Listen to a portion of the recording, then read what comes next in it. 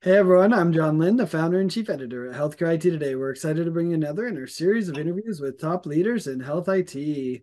And our guest today is Dr. Rishi Sarna. He's chief clinical officer at Backline, and Dr. Andy Gulbis. He's owner at Dr. G Medical Solutions. Welcome, guys. Thank you. It's great to be here. Yeah, thanks for having us, John, again, and thank you for having me one yet again on one of your podcasts. Thank you. Yeah, Rish is a regular on the pod, if you will. So, but Andy, excited to have you here, and I love that you're both doctors. Offering some unique perspectives. But before we dive into today's topic, talking about advanced care planning and how to make that happen for a healthcare organization, Rish, why don't you start us off? Tell us about yourself and doctor first. Yeah, John, as you mentioned, I'm the chief clinical officer of the Backline division at Doctor First, and as we've discussed in other podcasts, our Backline solution it's kind of like a Swiss Army knife of things. It's a secure communication platform. It has scheduling solutions, and our latest stuff we're doing is clinical pathways. A lot of times, people use clinical workflows, but as Andy will say, tell you that when a clinician hears the word workflow, we're thinking something completely different. So I try to use a terminology clinical pathway. And one of the clinical pathways we've heavily invested in and feel like can be a game changer is advanced care planning. So the last few months, we've definitely focused on that clinical pathway, which we're hoping that will lead to other clinical pathways as well, such as diabetes management, CHF, asthma, things like that. So Awesome, good to have you here.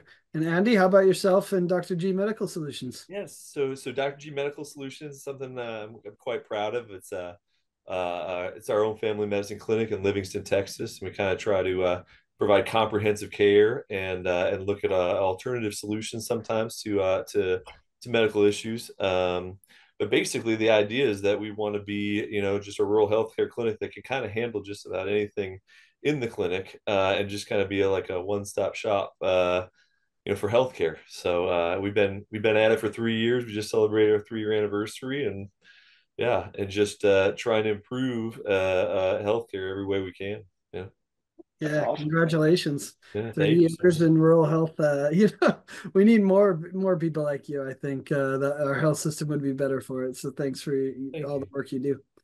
So talk to me about it. What would you say is the biggest challenge that you face in your practice regarding ACPs, advanced care planning, or advanced directives? A subset of ACPs, if you will. Yeah, I think it's an interesting question. I think there's definitely numerous challenges to it. I think that specifically like in a rural setting, there are unique challenges to it because I think there are different expectations for people for their health care and how involved they want to be in prevention and in coming into the doctor. But specifically, advanced care planning, I think, is a very interesting topic because it kind of is almost like a different part of medicine. Most people when they come to the doctor, we want to talk about prevention, we want to talk about health, we want to talk about life and extending things and all these types of things. And so it's not really like it doesn't necessarily lend itself all that often to an easy way to start talking about, okay, let's start moving into advanced care planning. Those conversations are often pretty difficult to go into. And oftentimes patients are coming in with an expectation or with a problem that they present. And to add that on to the visit, a lot of times it's kind of an awkward thing to do. So it presents a few challenges, but specifically, I feel like advanced care planning is in a unique subset of things that we try to do because it has like a morbidity that's sort of associated with it, and it makes it somewhat difficult to talk about during, any patient visit. That's really interesting. I mean, you're hitting a couple different points. One is it's a hard conversation, right? And how do you bring that up when you just had the conversation about wellness and weight loss and whatever else might be, right? Yes, Let yes, alone the fact that they aren't coming in with the expectation of that conversation. They probably have, some pain, some, chief complaint, if you will, that's really interesting. You've looked at a lot of the different ACP solutions out there. What would you say, what would you say is different about Backline's ACP solution compared to, some of the other third-party vendors who are trying to address the same challenge of getting these ACPs done? Yeah. And with it, I think that I think that the idea of having something that's like very streamlined and available for patients at the patient's convenience, I think is really sort of like a critical component to it too. Um, Being in rural medicine, in telemedicine, using technology for some of these solutions for all kinds of different healthcare issues is something that is admittedly challenging. And in medicine, we're just behind the eight ball and all that stuff, anyways. But when you have, when you try to do it with ways we've tried to do it in the past, with people, trying to do it at the clinic visit or doing it in person or even through a phone call, a lot of times it's just been very problematic in terms of like, kind of connecting the dots. I'm new at this with Backline, but to me, I think the idea of being able to just communicate through means that patients communicate through. How many of us take a phone call, at 6:30 from the doctor for a 15 to 30-minute call? I mean, unless we're expecting horrible results or something's really important, that's not something that we want to do. Most of us these days text, and so I think the ability to coordinate a lot of that stuff is certainly something that is extremely helpful. With it's just what everybody does these days, and to be able to do it in like a HIPAA compliant way, something that's protecting patient information, I think it just helps ease the communication gap, and kind of help us with those patients that sometimes want to do it, but it just never kind of seems to be the right time. Yeah, it is interesting. It is something we want to avoid. Like it's a hard conversation, Yes. emotional conversation, but an important conversation. So we have this internal struggle, like, yeah, we want to do it, but we don't want to do it, right? Yes. Yes. It's sort of the fun of family medicine. I say when patients come in, if they come in with one thing, I'm thinking about 500 other things that we can do, and it's always a challenge to try to get as much done as you can. Uh, Yeah. you know. Interesting. Reese, what would you add? Yeah, he kind of paints a tough picture for why ACPs are so hard. What do you think has kind of been the key to Backline success, getting patients to do the ACP so that they're available to these doctors that need them? Yeah, I mean, first of all, I think Andy explained it perfectly, and he's going to be probably like taking my job here next week after this podcast goes live. But so I'll get you back. Don't worry. That was a challenge we looked at, right? It's in healthcare. We've known that having an ACP, having an advanced directive is important, right? But to Andy's point, it's not that physicians and clinicians, nurse practitioners, PAs, whoever it might be, it's not that they are not interested in giving it to their patients, is that they don't necessarily have the time to sit there and, on top of addressing all the other issues their patients might have. And then, like Andy was saying, it's like, well, let me give you keys on how to manage your diabetes better, or manage your blood pressure better. And then all of a sudden, like, oh, by the way, when you're going to die one of these days, so let's talk about that. You're like, wait a minute, hold on, you just gave me all these keys of that, and why are we talking about this part? And that, like Andy has mentioned, it is in the scope of not only family medicine but all doctors as well. And Yeah. the biggest thing we always found was it's the time constraint. So then it's like, well, how do you solve the time constraint? What are we going to tell doctors not to see more patients? That's never going to happen. If anything, they're encouraged to see more patients. So then, Yes. like Andy said, like, are you going to schedule? Is the doctor going to stay now an extra 2 hours just to do ACPs? Dedicate a day to just ACPs? You can't. That's not feasible. So now we've created a platform where there is a seamless outreach to patients, and the patients in their own time can schedule a session through third parties we've also contracted with as well, people who are advanced care planning specialists, by using our secure platform on Backline, where you can get secure messages like Andy's mentioned, they're HIPAA compliant. They're not invading any privacy laws, any of that stuff. And the patient, and we know today, patients get so many spam messages, and not even patients, we do, but we're in the middle of election season right now. How many texts are you getting from a random number like donate to this campaign, donate to that campaign, and you just start ignoring it. And now, if a practice like Andy's or a hospital system, like, hey, listen, we've partnered with Doctor First and Backline. You're gonna get a message on your cell phone. It's completely encrypted. Click on the link. It's not spam, and now you can go through the steps of not only scheduling your ACP, but then them giving you the next steps what to do. So we really did tackle that problem. It's like, hey, we're gonna bring the platform straight to the patient and let the patient kind of figure out when they want to schedule it, and then make a seamless connection back to the clinician, the practice, the hospital, being like, hey, listen, your patient is scheduling an ACP. That way, Andy, will get a message as well, be like, hey, so and so scheduled an ACP. This is awesome. Now Andy knows in a follow-up visit, whether it be a diabetes visit or wellness visit, he can be like, hey, I saw that you completed your ACP. Do you have any questions? Do you want to go through it together? And now that saves Andy so much time, because an actual ACP session can take, if you do it the right way, will take about 45 minutes to an hour. And now Andy, can have that patient bring it in. They can share it. It can be sent to him via Backline. And he can now look at it and be like, okay, well, do you have a question here, here, and here? Awesome. Well, maybe let's talk about this one more in depth. And so now it's not only streamlined the process for the patient, it's also streamlined the process for the clinician as well. Yeah. I like it that you're essentially taking the doctor out of the process. They're at the front end saying, you need one of these, we're going to send it. And then they're at the back end. Now we have it. Let's go over it and incorporate it into your care. I mean, let's be frank. That's a smart approach, right? Going back to the time constraint. In fact, you both kind of mentioned time constraint being this big factor for why physicians, different clinicians are reluctant to have these ACP appointments in their clinics. What other challenges are there beyond that? Andy, and anything else you see as a problem? Yeah, well, absolutely. And I was going to say, and just to expand a little bit on what Rishi said there, one of the things again with the messages, I was just thinking as you said it, what a great point. We do get so much stuff by text message. I remember in my residency, we weren't allowed to send emails to patients or accept email stuff because the encryption, we weren't sure about, security. And I thought, my gosh, this was 10 years ago. I said, the world runs by email, and we weren't allowed to do it. And again, being somewhat behind.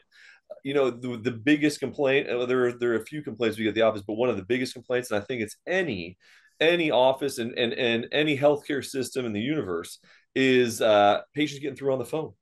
How do I get through on the phone? I can't get through.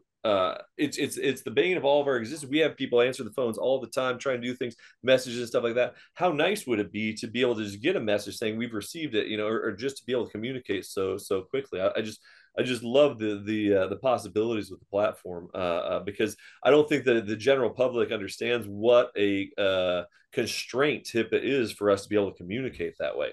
And it really does handcuff us in a lot of ways to be able to make communication easier. And again, I think that but to expand on your question, I think that some of the other challenges I think are oftentimes just having the time to dedicate a visit to it. Again, the time constraints, and we talk about it. I think one of the most important things that I ever learned about running a clinic, it was something that made me very, very sad.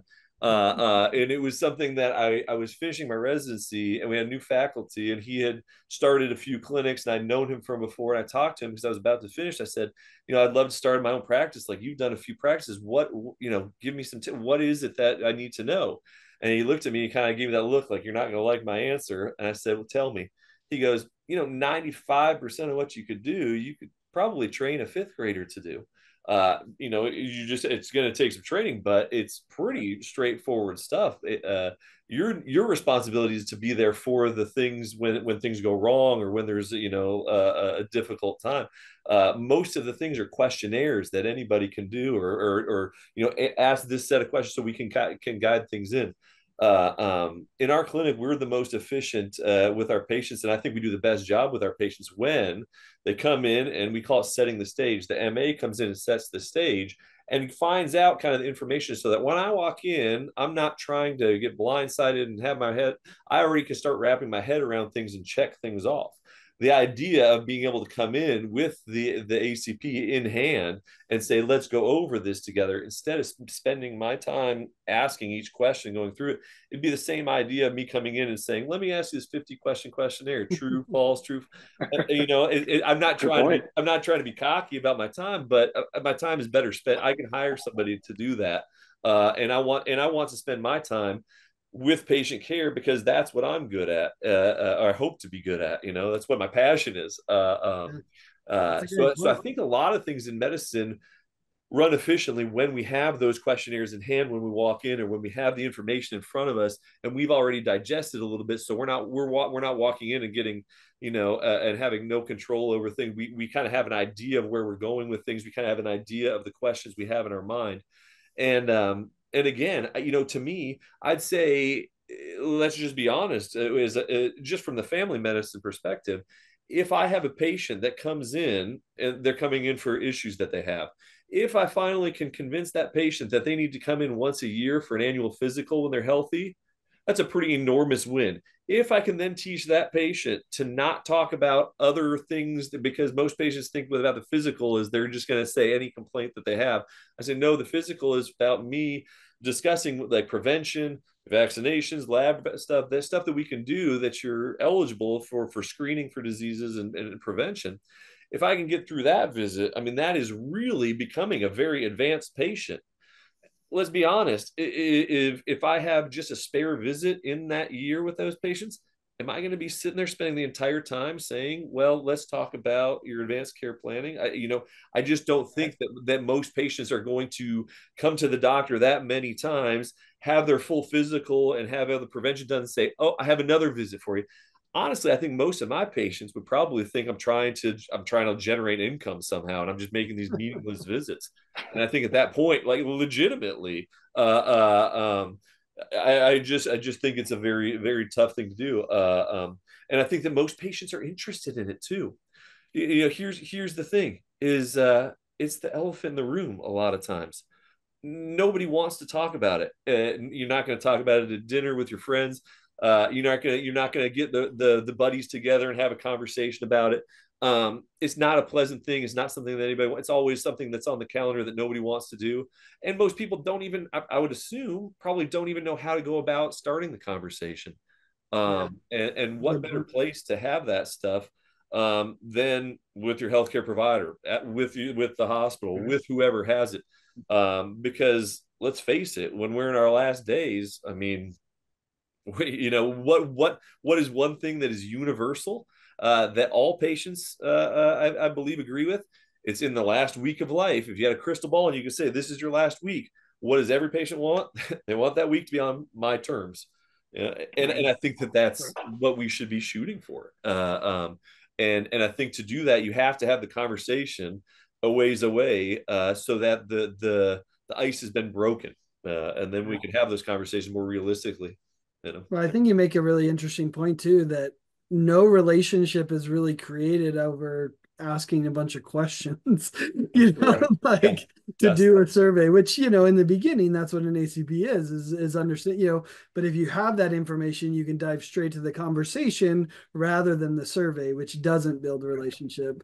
That's interesting. Rish, who should be doing these? What kind of patient populations are wanting to do an ACP? I mean, to be fair, I have a bit of an advanced directive. I don't have an ACP. Should I have one? Like, or who do you see really kind of being the patient population that should be doing these? Yeah, I'm going to I would have pleaded ignorance on this if you had asked me about 6, 7 months ago, right? I would have said anyone who is in the last stages of their life, anyone who may have a terminal illness, or who feels like, they don't have much time, internally. But doing a deep dive into this, an advanced directive, like you said, a lot of people have an advanced directive but don't have an advanced care plan, right? And a lot of times, even amongst clinicians, I find myself a lot of times educating what the difference between ACP and an advanced directive is amongst my fellow peers. And if you would have asked me, during my clinical time, I would have been, it's the same thing. It's just, it's like saying EHR versus EMR, right? But an advanced directive is part of an ACP, right? An ACP is the bigger umbrella. An advanced directive is one cognitive part, or one cog of it. A MOLS is one cog of it. A POLST might be a cog of it. A DNR might be a part of it. So it encompasses a lot of things. So your ideal patient population is the elderly. I got to be careful what age you say that, but some people might get offended if you say a certain age. But your elderly population is your obvious most target. Patients on Medicare. But and this is something which I've even said I'll provide complete transparency. I actually completed my ACP yesterday.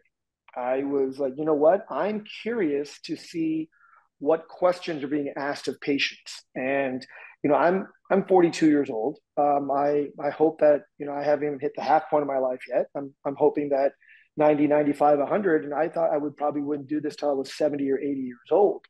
But the questions that an ACP talks about is, what kind of quality life do you envision yourself having? And then you go down this, pathway of like, what is more important to you? Having a quality of life where you're self-efficient, or would you rather live a shorter time and be, self-efficient, being able to take care of yourself, versus living a very, very long time and being an artificial life support? And then from there, you start branching off. And again, as a 42-year-old, it's a really tough conversation to have. You start envisioning like, who's going to be by my side? Who's going to be my advocate? Who's going to be my healthcare power of attorney? Andy and I can both say that, we represent, the best healthcare interests of our parents, right? We're the only physicians in our family.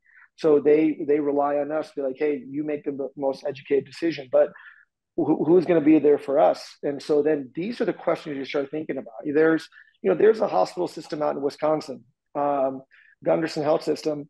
They catered their ACP questioning around of who's going to take care of your pets when something happens. Those are questions that people don't think about, right? And America being, you talk to anyone that owns a dog. I mean, Andy has a dog named Winston, and it's like a son to him. And so, having care for your animals is very important, but that's something you would never think of. And so the short answer of the long answer I've given is everyone should have an ACP. Obviously not the pediatric population, but I think once you start going into that phase of adulthood where you start, being more responsible, not only for yourself, but others in your family, I think that's where the conversation starts. And to try to allude a little bit to what you previously asked, Andy, what are some of the limitations of ACP? It's the education in the medical community.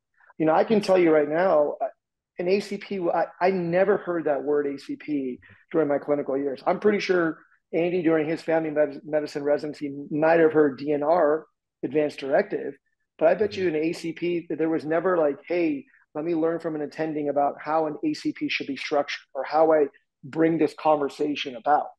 I mean, just in the conversations Andy and I have had in the last few months of trying to set his clinic up, we've learned so much from each other, just going a deep dive into an ACP, teaching my staff, what are the things that we can tell other hospital systems of what the benefit of an ACP is. So, again, if you would have asked me 6 months ago, I'd been like, yeah, someone, my parents' age. But now I'm like, I think honestly, as soon as you turn 2025, you start thinking about those things.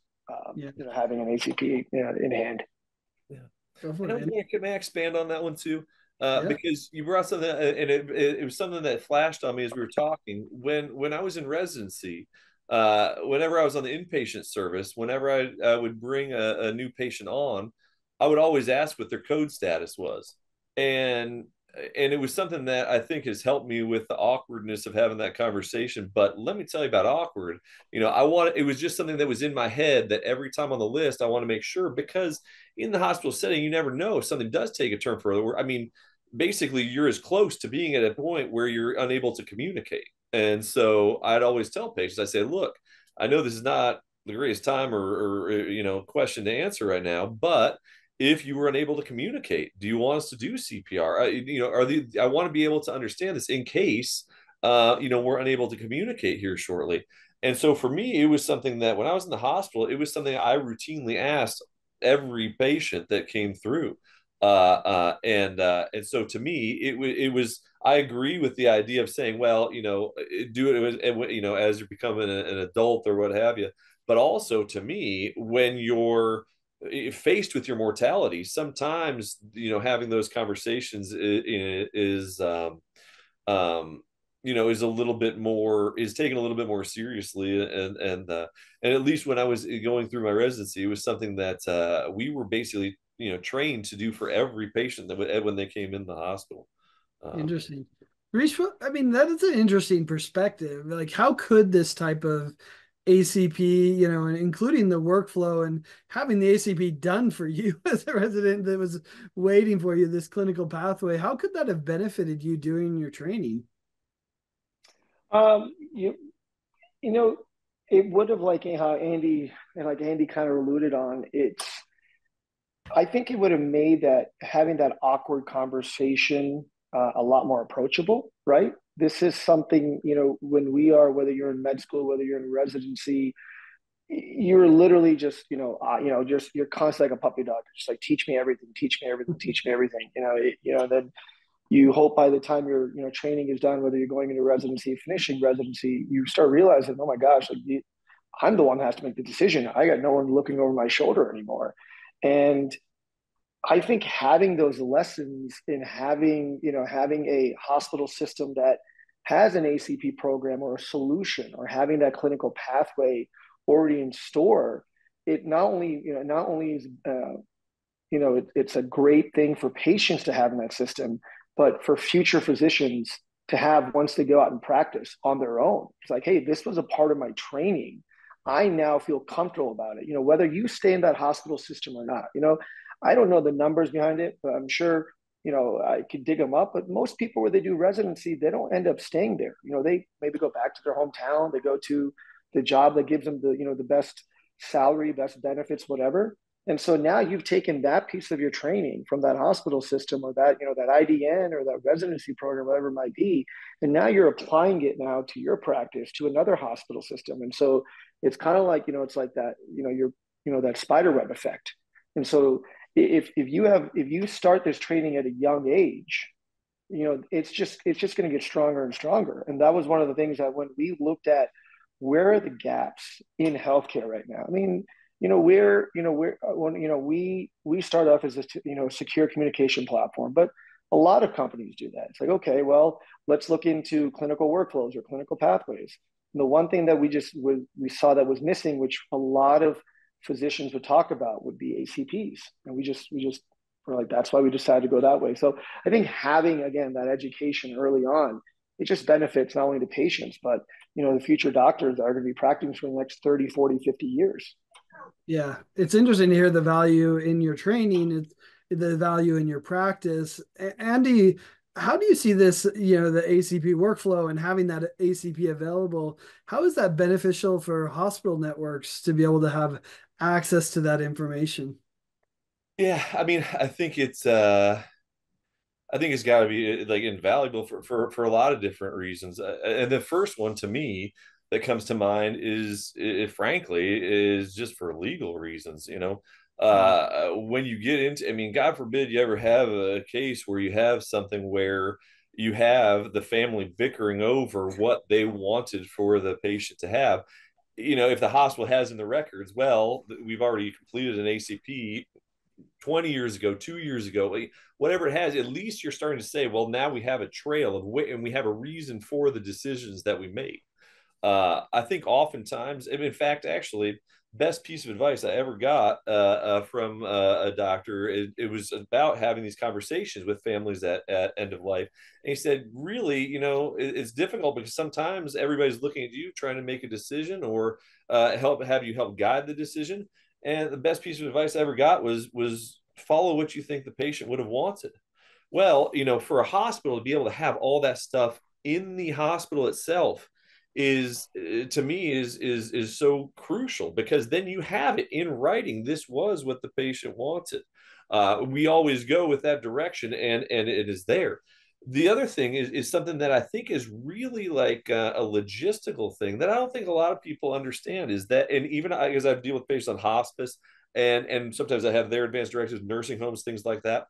I can't count how many times a nursing home has sent over a patient to the hospital, and I was in the ER or the hospitalist for the night, and the patient was basically going to pass, but was on hospice, and I said, I actually don't have a legal DNR. I can't, I have to, you can tell me that this is what they want, but I don't have the legal piece of the documentation. So by default, I have to do everything I can. And so oftentimes those things don't get transported from the clinic to, it's nice that the PCP has it all, but until we can integrate all these EHRs, EMRs, what have you, until we can start integrating some of these pieces, as your PCP, it's great that I have it on file, but if you're in the hospital, it doesn't do you any good, right? Yeah. And I think also it's something that in my head, in my opinion, it would be something that would be fairly straightforward for a hospital to do, because the patient's already there, bored out of their minds, sitting there, staring at the walls, to be able to just go through and say, we'd like to have this conversation with you. I think you have the time, the opportunity. And I think, for me, I always think it's the best thing for the patient's outcome. That's what I care about. But I think in terms of if I was a hospital system learning to think about it, I would think just specifically the first thing I would think is legally, just saying we now understand what a patient wants if we get into one of these difficult situations. Again, that's the elephant in the room when a patient is on event and somebody says, oh, they wanted to be on event, and this person says they didn't want to be on events. Oh my gosh, it's not a place that anybody wants to be at. Yeah.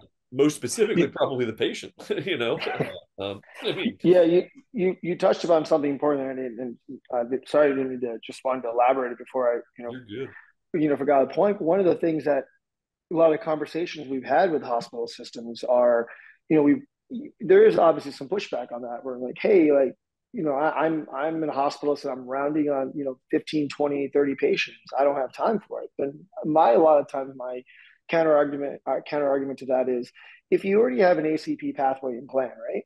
Then now it's not necessarily the physician that's going to take that initial intake, right? You do have clinical coordinators that can do that if they're, you make sure they're ACP certified and all that stuff, and then you can do that. The other thing you can do too is, on the discharge summary, when you look at that patient education part, you're like, hey, listen, we're letting you go home. This is what I want you to do. I want you to follow up with your PCP, and that PCP might be an in-network. It might be someone like yourself, right? Where it's not network. It's you're out in your rural community. It's like, make sure you follow up with your primary care doc about doing an ACP, doing an advanced directive, and the patient looks at that and like, oh, okay, that this is a checklist for me to do. So there now you're educating the system to educate the patient to help the doctors out in the clinic and vice versa. So that's where that conversation, when every time I have like, well, I'm not going to do it. I'm a hospitalist. I see 30 patients a day. I'm like, great, you don't have to do it. I'm not asking you to do it. Have your clinical coordinator do it. You have a system set up now where it's just streamlined, especially if it is a family medicine practice or internal medicine practice in their network where they get hospitalized and they have to go across the street to do their follow-ups. Now it's in-house. So like Andy said, it's very important to have it in that patient's chart, not only in their hospital stay, but also with their PCP as well. Well, and how nice, I know from our previous interview, the patient has access to it as well. So if they show up at the hospital, they can pull it up themselves and say, here you go. Now I don't have to have that conversation again. And in a very trying time, usually. Rish, is it too much to say that ACP should be a standard of care, like vaccinations and screenings and physicals and stuff? Like, is that too much, or do you think it should be? Like, how do you look at that? I mean, I know any answer I give, people are going to think like, of course, this is a man that represents a company that has created a clinical pathway from it. But let's take that part aside. 100% it should be part of I think standard of care. These are the conversations Andy and I we've had with other colleagues as well. Is just like an immunization schedule, for little kids against measles, rubella, all those viruses we've eradicated. Doing an annual visit where you get your blood pressure checked, all your standard blood work.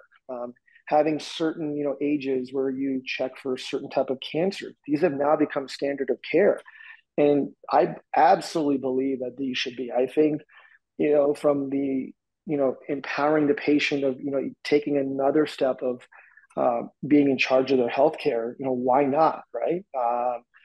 This is something, again, it starts from that education piece in our training.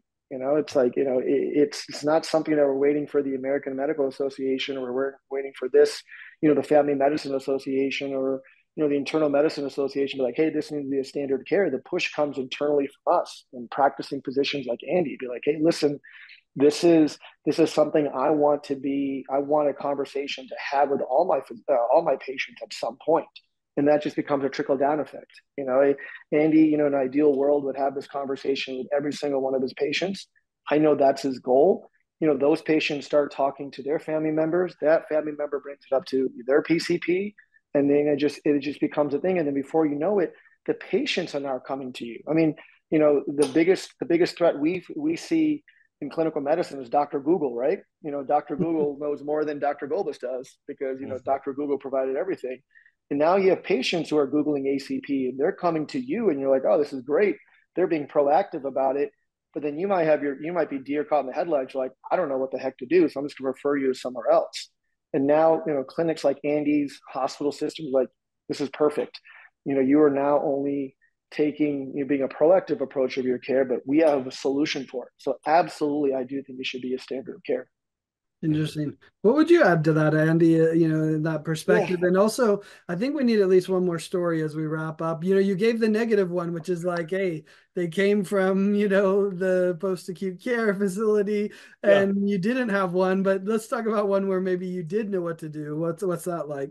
Yeah, well, and I think actually it's certainly could do that, and I think that that's a good way in my head to think about this also is that when we talk about standards of care, we're talking about screening stuff. Like say colon cancer, we say, well, one of the reasons we screen for it is because it is so prevalent. It is one of the top killers, so we do want to screen for it.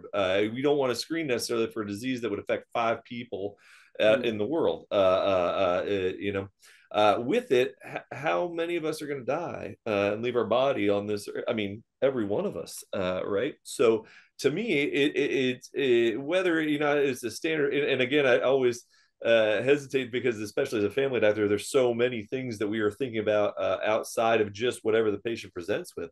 But to me, I think it's just such an invaluable conversation to have because it's going to happen to every one of us, and it also is a topic that not many people want to talk about, and you want to talk about a success story. To me, and it's a very interesting thing talking about success stories when you're talking about a patient dying, because we're always trained in medicine, we're fighting against death, and my response was always like, well, how many times I've won? Well, I haven't won yet, I probably never will, right? When we have that conversation with patients, then as a patient becomes ill, and they've already had that conversation, they have an understanding of kind of where their goals are for their healthcare. I think it can really help direct patients to a better end of life. It's a funny thing to say in terms of like whether or not it's a success story or a positive story, but I do think that, again, if we really sit and think about it beyond like the knee-jerk reaction of okay, maybe I want to live longer, what have, but we're actually thinking about the end of our life, being able to do so on your own terms, and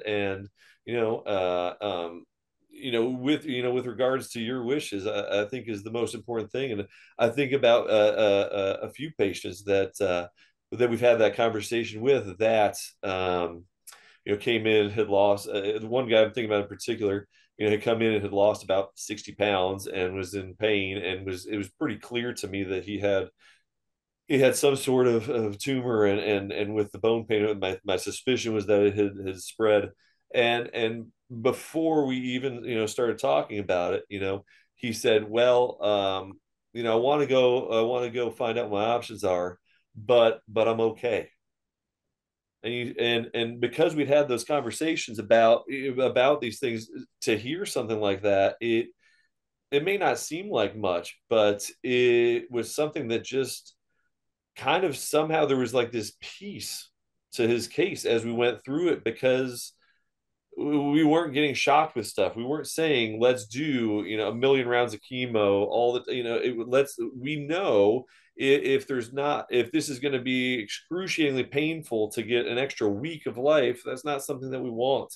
And to be able to walk into that as the physician, like, is my dream, because I know that at some point I will have patients that there's nothing I can do. And what I want for them is to be able to go out, on their own terms. That patient in particular ended up starting treatments and ended up passing in a way that was not really what he had wanted necessarily from his ACP. But I think it was a success story, because when I come to a patient and tell them they have a cancer, that they have, a very poor prognosis, the thing of this nature, it's a very, very difficult time. It's a difficult conversation, and to be able to have peace and to be able to say, okay, we can think logically and rationally through this, and we're not going to lose our dignity. And we've already, we're not trying to make these decisions up on the fly. When, by the way, I just got the worst news in the entire universe. It's right now in front of me, and then I say, well, what's your code status? I mean, that's a Right. bad, to have that peace as I walk through a patient. And when a patient says, well, it's not working, what should I do next? We have the peace to say, okay, we know that this is where we're heading. And frankly, for a doctor and a patient, that's what separates us from like robots, right? And from, AI. Take that relationship right there and being able to walk through those decisions with a patient, in my opinion, is what doctors should be doing. And that's our role in that. So to me, the success that I would think of it was the first one that came to my mind was that patient that had now it stinks, because as I thought about it, I said, well, it's not actually the greatest outcome for the patient. But I just remember as we went through it, just there was just a calm through it that was just very, it was very unusual, and it made things a lot better, I feel. Yeah. Yeah. I appreciate you both coming on to have this important conversation. For what it's worth, today I went to a graveside service for a family friend, known for, 30, 40 years. And, he passed away. And the son said to me, we miss him, but he went out on his terms, and we're glad that he's not suffering anymore. And you could see how even he was comforted by the fact that, the decision was made in a thoughtful way, not just under the pressure of the moment. So I think these ACP conversations, these plans for your patients are so important. So I appreciate both of you doing all the work to make this happen. And thanks for sharing more insights and perspectives on what's possible and what's available, especially with the Backline solution to make this easier for people. And thanks everyone for watching and listening. If you want to find more great healthcare IT content like this, be sure to check it out at healthcareittoday.com or search for Healthcare IT Today on your favorite podcasting application. Thanks, guys. All right, Hey, thank you.